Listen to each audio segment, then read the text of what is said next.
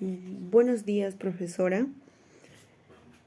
A continuación voy a dar a conocer con todo lo avanzado en clases y empezaré por dar a la exposición el siguiente concepto: marco jurídico de la conquista peruana. Pero antes de empezar, quisiera también decirle que esta ha sido mi escenificación para esa época. Como bien les decía, marco jurídico de la conquista peruana.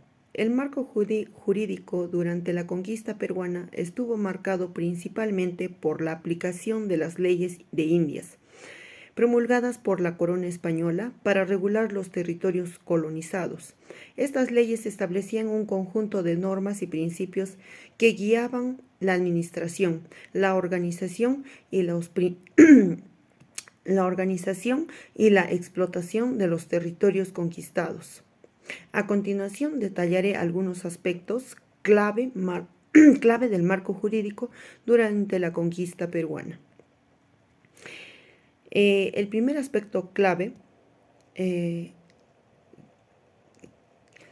es las capitulaciones de Santa Fe, que nos quiere decir: antes de la expedición de Francisco Pizarro al Perú, se firmaron las capitulaciones de Santa Fe en el año de 1492.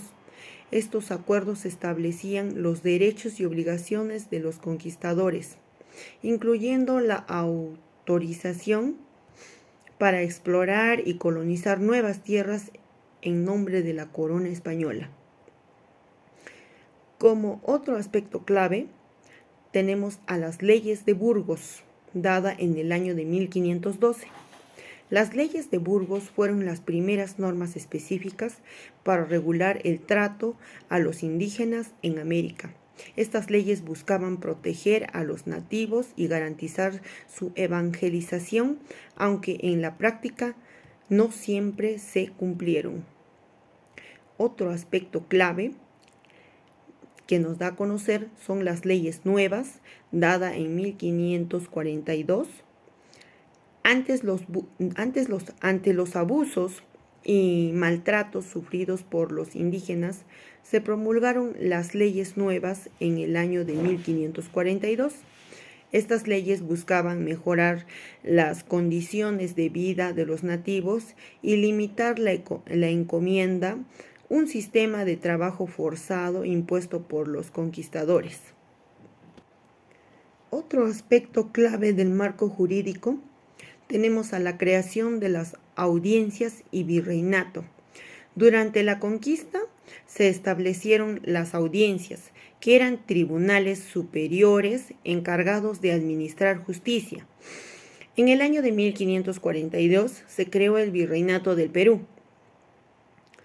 una entidad administrativa que abarcaba gran parte de Sudamérica y estaba encabezada por un virrey, quien representaba al rey de España. Como otro aspecto de este marco jurídico, tenemos a las ordenanzas de Toledo, dada en el año de 1572. Estas ordenanzas fueron un conjunto de normas dictadas por el virrey Toledo con el objeto de regular y organizar la vida de los indígenas en el Perú. Buscaban establecer un sistema de reducciones concentrando a los nativos en pueblos donde se les brindaba protección y evangelización. Otro aspecto de este marco jurídico tenemos la Real Audiencia de Lima, dada en el año de 1542, y que nos viene a decir de esta manera: en 1542 se estableció la Real Audiencia de Lima, que era el tribunal superior encargado de impartir justicia en el territorio del Virreinato del Perú. Tenía jurisdicción sobre diversas áreas del derecho, incluyendo civil, criminal y eclesiástico. Y continuando, voy a dar a conocer sobre el debate de los justos títulos. El debate de los justos títulos en Perú se refiere a la discusión y controversia en torno a la validez y legitimidad de los títulos de propiedad otorgados por la corona española durante el periodo de la conquista y colonización del territorio peruano. Estos títulos eran documentos que conferían derechos de propiedad sobre las tierras y recursos naturales a los conquistadores y colonizadores.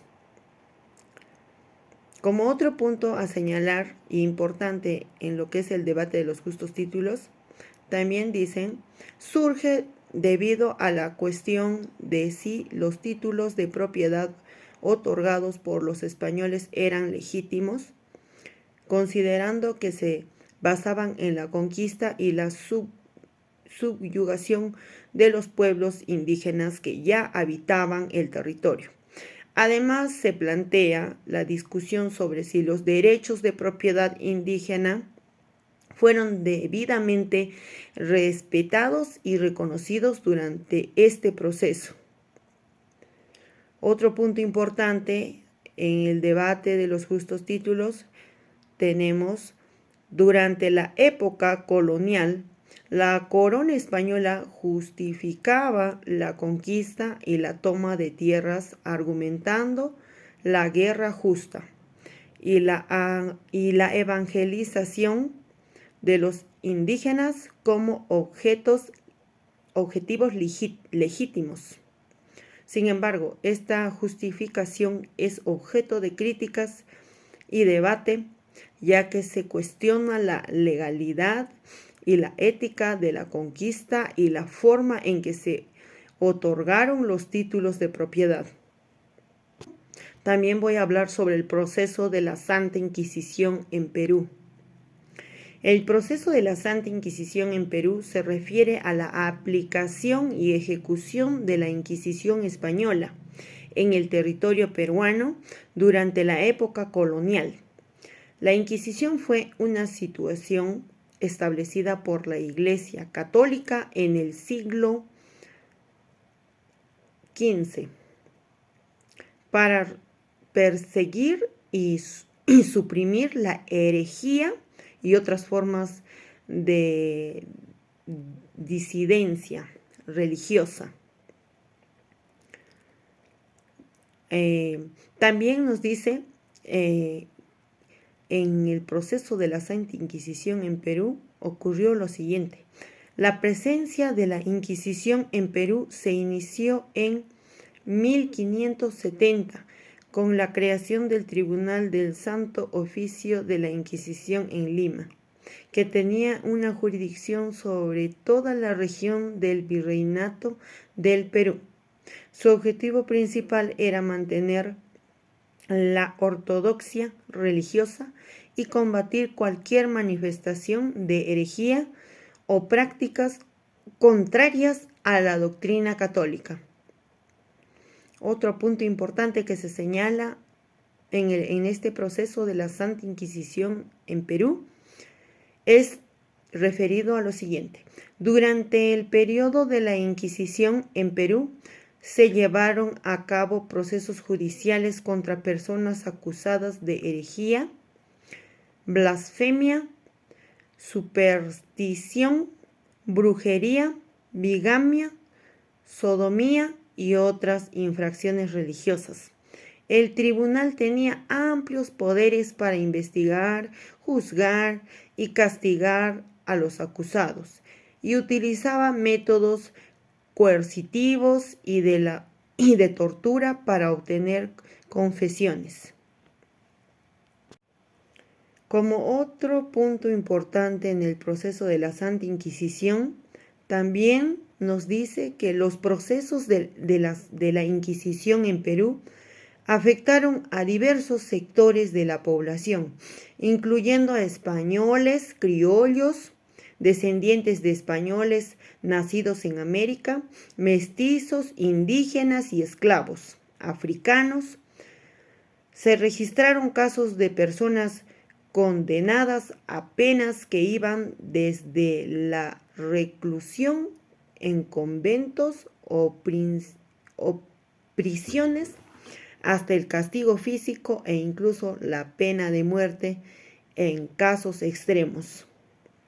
Otro importante que nos señala en este proceso también nos dice: la presencia de la Inquisición en Perú generó un clima de temor y control social y tuvo un impacto significativo en la vida cotidiana y las creencias religiosas de la población. Sin embargo, a medida que avanzaba el tiempo, la influencia y el poder de la Inquisición disminuyeron y en el año de 1813 fue abolida en España por las Cortes de Cádiz. Y otro punto importante que nos señala en este proceso de la Santa Inquisición también nos refiere lo siguiente: es importante destacar que la Inquisición en Perú y en América en general fue una institución represiva que violaba los derechos humanos y que dejó un legado de opresión y discriminación hacia aquellos que no se ajustaban a la norma religiosa establecida. En la actualidad se reconoce ampliamente la negatividad y los abusos cometidos durante este periodo de la historia peruana.